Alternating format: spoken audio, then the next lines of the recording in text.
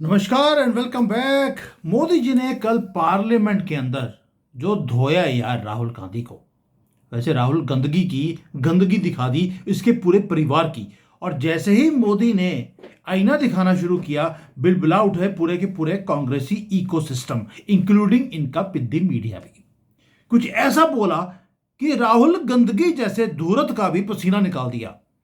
और हुआ क्या था?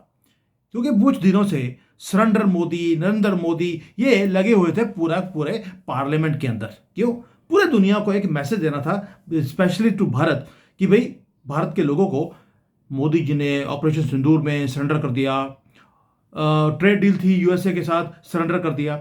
जब यूरोपियन यूनियन ने आके सरेंडर किया तब तो बोला नहीं, और अब ये बोलते हैं कि यूएसए के साथ ट्रेड डील में सरेंडर कर दिया। चलिए, पूरी साइलेंस थी पार्लियामेंट में क्योंकि प्रधानमंत्री मोदी खड़े होकर बोलने वाले थे। और मोदी जी ने शुरू किया लहड़ू से, और उसके बाद इंदिरा गंदगी हो, राहुल गंदगी हो, किसी को नहीं छोड़ा। एक नाम जैसे ही यूज किया, लहड़ू, बस कांग्रेस ये सीट के ऊपर खड़े हो गए, बेंच के ऊपर खड़े हो गए। जैसे स्कूल में जब टीचर किसी को देता ना, सजा देता है, उसको बेंच पे खड़ा करता है, तो राहुल गांधी की पूरी कबाल बेंचों पे खड़ी होगी। आप नोट कीजिए, मोहम्मद का नाम लिया नहीं और पूरे मुसलमान वो खड़े हो जाते हैं कि जी हमारे खलीफे के नाम ले लिया आपने। वही काम लहड़ू के साथ भी है। इसलिए मैंने प्रूव किया था आपको कि लहड़ू मुसलमान, घटिया खून था उसके अंदर, वो हिंदू था ही नहीं, पंडित कभी था ही नहीं। आपको याद होगा, मैंने पूरा डिटेल में वीडियो बनाया था इस लहड़ू के ऊपर। जैसे मोहम्मद के नाम को आप टच करते हैं, ये बिलबिला उठते हैं सुअर सारे दुनिया के, वैसे ही कांग्रेस ये लहड़ू का नाम लेते ही करते हैं। सेम आइडियोलॉजी है, क्योंकि खून भी सेम है, गंदा खून है इनके अंदर। और ये मोदी जी ने कल प्रूव किया, और ये खड़े हो गए कि आपने लहड़ू का नाम लिया क्यों? क्योंकि मोदी जी ने कुछ क्लियर किया। और क्लियर क्या किया? मोदी ने बोला, देखिए आप, जैसे ही लहड़ू का मैं नाम लेता हूं, ये बिलबिला उठते हैं, पूरा इकोसिस्टम ये एग्री में आ जाता है, पैनिक में आता है। क्यों? क्योंकि ये कांग्रेसी, दे आर अफ्रेड। क्योंकि इनके लीडर्स की जो हिस्ट्री है वो कैसी है, ये आज मैं आपके सामने रखता हूं। ये मोदी ने कल किया, बिटर ट्रूथ। और उन्होंने रिसाइड किया एक एक कर कर कि जो इनकी पार्टी के लोगों ने, इनके दादे परदादे नानों ने राहुल गंदगी के जो कुछ किया था। और उन्होंने एक वर्ड यूज किया मोदी जी ने कि लम्हों ने खता की थी और सदियों ने सजा पाई थी। आज उस सजा का हिसाब कांग्रेस को देना पड़ेगा। और मोदी जी ने डीप डाइव एनालिसिस कल किया कि ब्लंडर्स जो भारत के साथ किए गए उसकी सजा हम आज तक भुगत रहे हैं। ट्रुथ जो कांग्रेस का है, जो हमारी किताबों में हमें नहीं पढ़ाया जाता, वो क्या था जिसके कारण कल राहुल गंदगी के पसीने निकाल दिए, भागने पे मजबूर कर दिया। अब बात करते हैं, इन्होंने बोला भारत की जमीन की इन्होंने सरेंडर कर दी। चलिए, मोदी जी ने बोला हमारे लिए जमीन हमारी भारत माता है, और भारत जो कांग्रेस पार्टी है उसके लिए ये कंट्री मैंने क्या रखती है, इसकी जमीन मैंने क्या रखती है, ये इनकी फैमिली से पता करना चाहिए। अक्साई चीन 38,000 किलोमीटर चाइना ने हमारा छीन लिया। और नेहरू बोलता है यार खाली जमीन थी, अगर चाइना ले भी गया की फर्क पैदा है, वहां पे कुछ उगता तो है नहीं।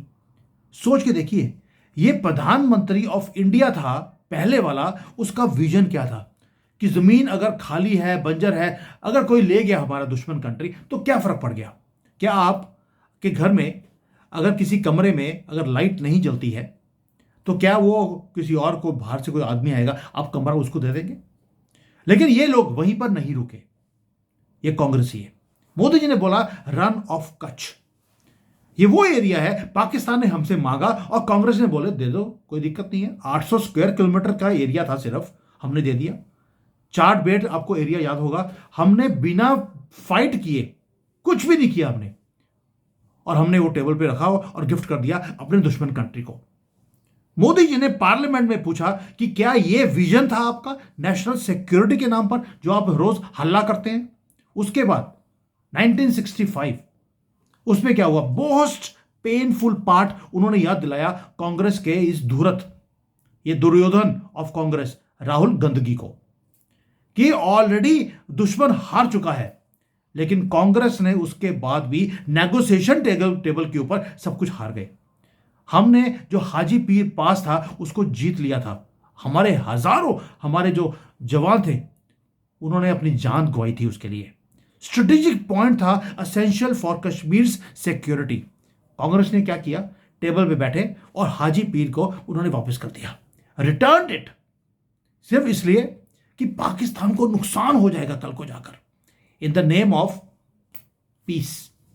जो जीती हुई जमीन है उसको वापस कर दिया। और उसके बाद 1971 में दुनिया का बिगेस्ट मिलिट्री विक्ट्री, 93,000 सोल्जर्स पैंटे उतारकर सरेंडर कर चुके थे, आपके कब्जे में थे, घुटनों पे आगे थे। और आपने क्या किया, उन्होंने कुछ भी, कांग्रेस ने डिमांड नहीं किया, कुछ भी नहीं।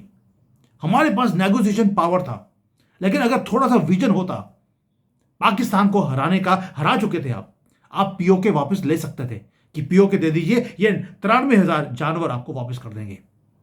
उन्होंने कुछ नहीं किया कांग्रेस वालों ने। आप करतारपुर साहब वापस ले सकते थे, लेकिन आपने शिमला एग्रीमेंट किया, उनके सारे जानवर वापस कर दिए और उनसे 1 इंच जमीन वापस नहीं ली।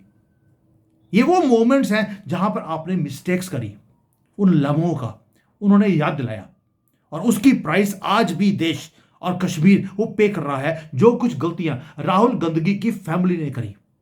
उसके बाद ये माइंडसेट की बात करते हैं। मोदी जी ने बोला माइंडसेट शुरू कहां से हुआ कि पाकिस्तान ने कुछ मांगा उनको दे दिया। माइंडसेट शुरू हुआ था 1937 में, इंडिपेंडेंस से पहले। मोहम्मद अली जिन्ना, उन्होंने बोला वंदे मातरम जो है ये इरिटेट करता है मुसलमानों को। नेहरू को क्या बोलना चाहिए था, आंसर देना चाहिए था जिन्ना को, लेकिन नेहरू ने क्या किया, वंदे मातरम के ऊपर चिट्ठी लिखी सुभाष चंद्र बोस को कि मैंने इसको पढ़ा है, जो वंदे मातरम का आपका गीत है, और ये जो आनंद मठ है ये उसकी आइडियोलॉजी को फॉलो करता है, और मैं जिन्ना के साथ सहमत हूं कि ये नहीं होना चाहिए।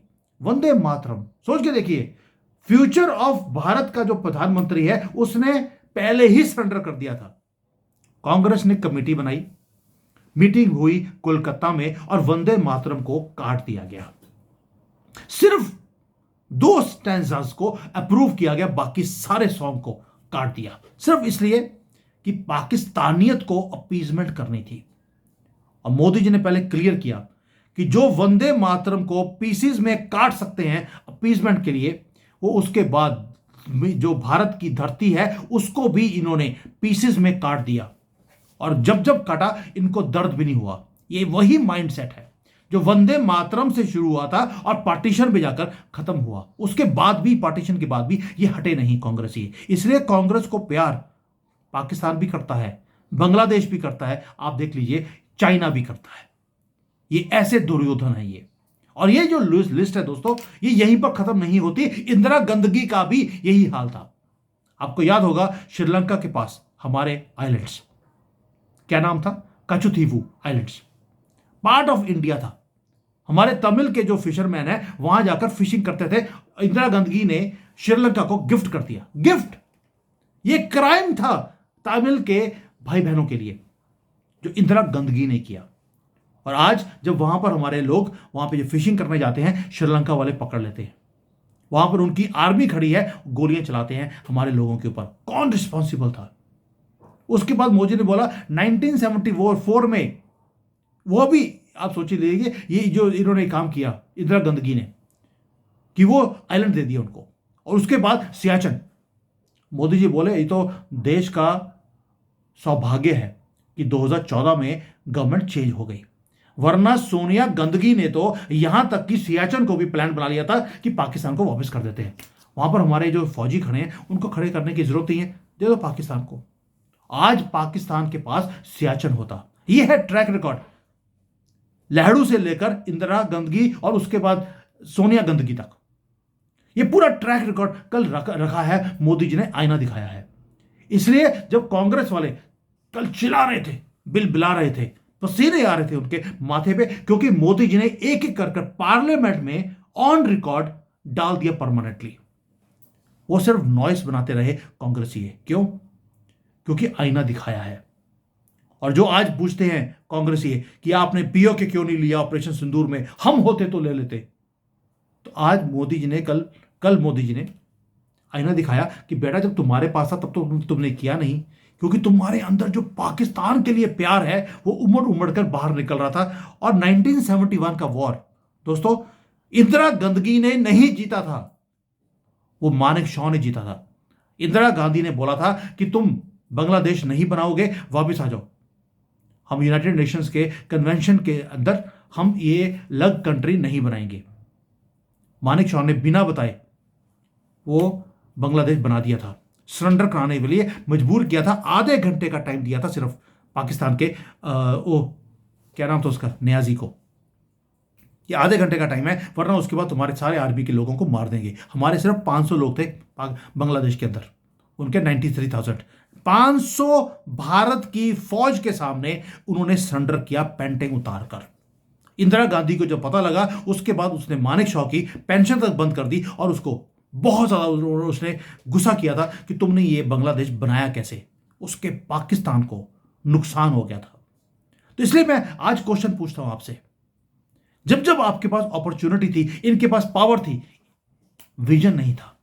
क्योंकि मैंने उसके ऊपर भी वीडियो बनाया था, लहड़ू से लेकर राहुल गांधी तक सारे फेलियर हैं पूरे लाइफ में। ये कभी यूनिवर्सिटी में गए ही नहीं, और अगर गए तो वहां से धक्के मारकर निकाल दिया गया कि पप्पू तुमसे ना होगा। ये इंदिरा गांधी का भी हाल था, राजीव गांधी हो, कोई भी हो, संजय गांधी हो, सारे के सारे फेलियर थे लाइफ में। ये अपनी, इनके पास किसी के पास भी एक डिग्री तक नहीं है, इंक्लूडिंग सोनिया गांधी। उसके पास तो एक ही डिग्री है, पोल डांसिंग की, उसमें नंबर 1 थी वो, और इतनी नंबर 1 थी कि आज दुनिया की मोस्ट रिचेस्ट लेडी बन गई। एक ही लेडी है पूरी दुनिया में जो इतनी रिच बनी है, पोल के ऊपर डांस करते करते आए, पूरे कांग्रेसियों को पोल पे नचवा रही है वो। और इनकी जो पॉलिसी है कांग्रेस की, वो कल पूरी मोदी जी ने पूरे चिथड़े खोल दी उसके, क्योंकि करेज नहीं है इनके पास, कांग्रेसियों के पास ना विजन है ना करेज है, बस अपीजमेंट है मुसलमानों की। और आज भारत चेंज हो चुका दोस्तों, मैं बार बार बोलता हूं। अब चाइना ने हमें आंखें दिखाई, हमने आंखें निकाल दी उनकी। वहां पर याद है आपको, उन्होंने थोड़ा सा पंगा लिया था, आज तक बिलबिला रहा है चाइना। अब पंगा नहीं लेता, अब आपसे डील करना चाहता है वो। और आज भारत आंखों में डाल के, आंख में आंख डाल के बात नहीं करता, अब आंखें निकाल लेता है। और ये जो बर्डन है कांग्रेस का इस देश में, वो पुरानी मिस्टेक्स, उसको आज भी हम लेके चल रहे हैं। इसलिए जब पीएम मोदी ने कल लहड़ू का नाम लेना भी शुरू किया है, कांग्रेस वालों को गुस्सा आता है, वैसे ही जैसे मुसलमानों को मोहम्मद का नाम लेते ही गुस्सा आना शुरू होता है। बिकॉज उन्हें मालूम है कि हम आयशा की बात करेंगे, हम वो सारी एट्रॉसिटीज की बात करेंगे जो उसने करी, जो मोहम्मद ने करी थी। वही काम कांग्रेस के साथ भी है, क्योंकि डीएनए सेम है। क्योंकि नाम के अंदर क्या है, एक आदमी के पूरी आइडियोलॉजी छुपी है उसके पीछे, कि भारत को डिवाइड करना कैसे है। अब डिसाइड आपको करना है। उन्होंने तो डिसाइड कर लिया कि भारत को आज डिलीट करना है, उसको काटना है। कल एक आदमी है, वो यूएसए में रहते हैं, कब वो भारत आए हुए थे, उन्होंने मुझे मैसेज भेजा कि सुमित जी जो आप बोल रहे हो कि डेमोग्राफी चेंज हो रही है, वो साउथ इंडिया से हैं। वो कहते हैं जब मैं साउथ इंडिया में अपने गांव में गया हूं, वहां पे सब जगह पे आपको कॉकरोच दिखते हैं। कांग्रेस का स्टेट है और स्टालिन का स्टेट है। वो कहते हैं कि पूरी डेमोग्राफी चेंज कर दी गई है, क्योंकि ये चाहते हैं कि साउथ इंडिया को अलग कर दिया जाए, नॉर्थ ईस्ट को अलग कर दिया जाए, साउथ इंडिया को अलग कर दिया जाए। एक जगह पे राहुल गांधी प्रधानमंत्री बन जाएगा, एक जगह पे प्रियंका गांधी बन जाएगी, और तीसरे वाले पे उसका जो बेटा रिहान, जिसने अभी अभी मुसलमानी लड़की से शादी करी है और उसका नाम को चेंज कर दिया गया है, रिहान राजीव गांधी नाम रखा है उसका। भाई अगर नाम में चेंज करने से कुछ फर्क नहीं पड़ता, कि अगर हमने अयोध्या का नाम चेंज कर दिया, या हमने काशी का नाम चेंज कर दिया, बनारस का चेंज कर दिया, तो आपको प्रॉब्लम आ रही है, तो आपको, अगर इन्होंने क्या बोला था, नाम चेंज करने से क्या होता, तो आपने अपने बेटे का नाम चेंज क्यों कर दिया भैया? और आपने अपना नाम जो कि प्रियंका वाड्रा होना चाहिए, उसमें गंदगी बीच में क्यों डाला है? अगर नाम चेंज करने में कोई फर्क नहीं पड़ता, आप अपनी फैमिली के नाम चेंज क्यों करते हैं? जब आप ऐसी बातें इनसे पूछते हैं तो ये बिलबिला उठते हैं। इसलिए मोदी जी ने कल ऑन रिकॉर्ड इनकी एक एक गलती कल रिकॉर्ड पे डाल दी पार्लियामेंट के अंदर, ताकि 20-25 साल के बाद आप भूल जाएंगे कि मोदी कौन था, राहुल गांधी कौन था। लेकिन अगली जो जनरेशन आएगी उसके लिए दिखाने के लिए होगा कि पार्लियामेंट के अंदर ऑन रिकॉर्ड है इनकी गलतियां। इसलिए ये बिलबिला उठते हैं, ये बोल रहे हैं सरेंडर नरेंद्र। कल मोदी ने बता दिया सरेंडर होता क्या है। मोदी के टाइम पर सरेंडर नहीं, आपके टाइम पे हुआ था। और आपके तो वैसे भी माता जी, जो राजमाता जिसको बोलते हैं, सारी उम्र उसने सरेंडर ही तो किया है। तभी तो आज तक ये नहीं पता लगा कि राहुल गांधी बेटा किसका है। Thank you. जय हिंद एंड वंदे मातरम।